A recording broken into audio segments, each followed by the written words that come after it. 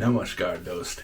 Today I am super excited to talk to you about something I've wanted to in this channel for a while, and that is my pop-up series, Aatma.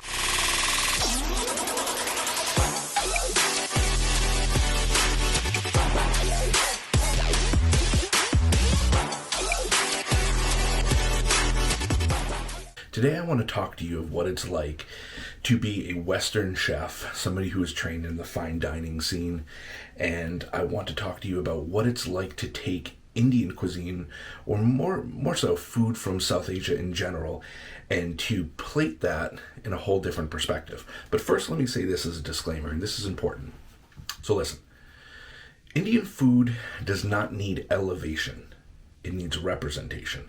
I say this a lot in this channel, and the reason I say this is because I'm not looking at Aatma, and I'm not looking as a chef to elevate Indian food. I don't think it needs that. What I think we try to do at Aatma, and what I think that the whole principle here is to put an interpretation on Indian plating. So a lot of times in the West, in the fine dining scene, we eat with our eyes first, right? It's very aesthetically pleasing when you look at some of these fine dining restaurants. And I think one of the hardest things to do is to take a cuisine like Indian cuisine and to really look at flavors, textures. I mean, the flavors in Indian cuisine are mind-blowing, right? Like, we're all here because we know that sensation of dipping beautiful chapati into dal and taking that bite. It's just euphoric. But the better thing here is I want to talk about how we can take the traditional kind of fare of Indian cuisine and really look at it from plating perspectives. So throughout this video, you're going to see some of the dishes that I've created along this journey in the last 2 years at Aatma. And what we seek to do is really get to the soul, that pure essence of what that food is. Sometimes we knock it out of the park, but oftentimes, to be very honest, I find myself saying, we can do better. That's why I always say I'm a student here. So there's a couple of principles of kind of fine dining that I want to go through today. I first want to recommend Atul Kulkar's book, Banaras. He in that book, it's just this gorgeous cookbook of a lot of his creations, a lot of the things that he's done throughout the years.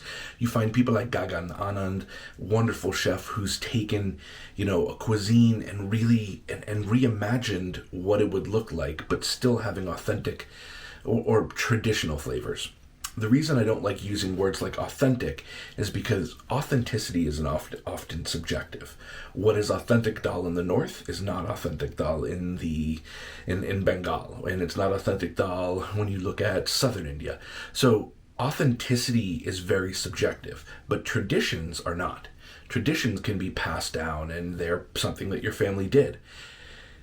Authenticity is often misconstrued, especially in our culture nowadays.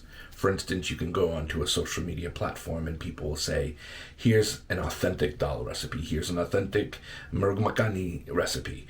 And the reality is, these things have a lot of subjectivity to them. Authenticity doesn't exist, but tradition does. So in the process of trying to create multi-course dinners like we do at Aatma, the first thing I want to try to do is think of things regionally. So you can't just throw anything out into the world on a 6-course menu, right? I can't, on a menu that I would construct, I'm not going to put dal makhani, pongol, and cholar dal on the same menu. None of these things would make sense. You have Bengal, you have the Kerala, Tamil Nadu region, and then you have like northern Punjab. So the first thing to do is think from a very regional perspective. So if we were going to take Kerala, for instance, the first thing that I would do is I would say, okay, we need a fine dining menu is about progression. There's a starting point and an ending point. And a lot of times I look at this through the eyes of a pilot, right?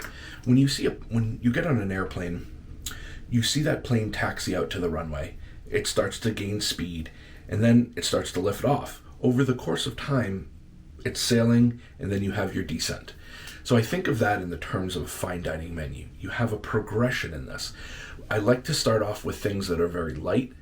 One of the things we always say in the fine dining world, especially in terms of multi-course menus, is don't blow people's palates out. If I start off with something that's very heavily masala based, if I start with something that is just got a lot to it, I risk masking the rest of that menu, because I'm going to have so much palate blowout. This is also for spicy cuisine.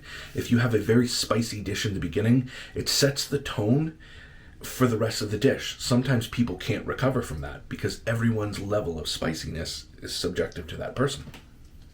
So, as we're going on, I start to bring that first couple of courses light. A lot of times things that I like to do is shorbas. For the Kerala dinner, since we're talking about that, the first course I wanted to do was olan. Very light, not a lot of heavy masala in it. You have coconut, you have the tadka of curry leaf and things of that nature. Beautiful way to start. That fattiness kind of gets on people's tongues. It's not intrusive of a dish. As the dinner went on, your main course was like Kerala beef fry, and you had these wonderful, deep, rich flavors that came out through the course of that. But if I started with that as an appetizer, it wouldn't have made sense. The masala was too big. This masala was too bold. So I think I spend an inordinate amount of time trying to understand that liftoff. The pilot taking off and then finally subsequently descending. For methai or sweets, I don't really like to do things that are very, very sweet, especially when there's a lot of chini or sugar. One of the things that I think about is, at the end of a meal, somebody should walk away and feel like they are satiated, but not full to the brim. I don't want them to have to go out and get more food after because they're hungry. But if they leave and they're rubbing their stomach and they're saying, oh man, I couldn't eat another bite, that's not a good feeling. We want somebody to feel like they've been holistically serviced, right? Holistically being, the sights, the smells, the senses, the sensations. They're full, but they feel good. So in terms of methai, in terms of dessert, we want to kind of take that angle of, here's something pure in its ingredients. For the Kerala dessert, I did a simple coconut pudding.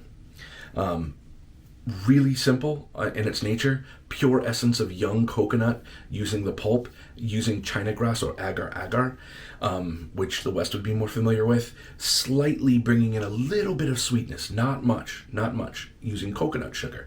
And then we set that in a mold.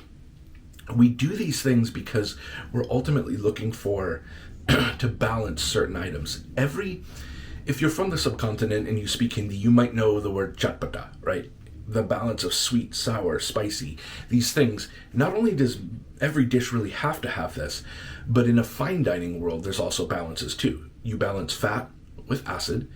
You also want to bring in some sort of scent and herbaceous note, and you also need to balance textures in every single dish. So with that as your framework, that's the beginning stage. So each Aatma event is a trip. Each Aatma event is a journey, not only from a historical perspective, as we talk about idli chat, for instance. My spin on idli chat is slightly different, where I bring in some elements that I love from other cuisines. For instance, if you've ever had paella, you might know the bottom of that gets really crispy, and everyone fights over that bottom crispy rice. This is called sokarat. So, bringing the element of idli chat, I fry the idlis after they've sat out for a little bit, just to kind of dry out a bit. I fry the idli in desi ghee, and then I toss that in a lot of podi, like lots and lots of podi. And so you get this crunchy exterior. So building a menu as a chef doing fine dining and multi-courses is not just about taking dishes you love and putting them together. There's a symphony you're trying to create. There's a balance, there's a harmony to every single solitary dish. This is why it takes a tremendous amount of learning, experience, and growth. That's a little glimpse into Aatma. Now, on top of that, we never repeat a single solitary course. Crazy. So all of those elements must work in harmony. All of them must flow for the diner. They must make sense. They must be delicious. They must look good. And they must tell a story. That's just part of the glimpse into creating a menu at Aatma. Hope you enjoyed this take on fine dining. Thank you guys for watching. Give it a like, give it a share, give it what you cool kids do out there. But either way, I really appreciate you being a part of this community. Talk soon.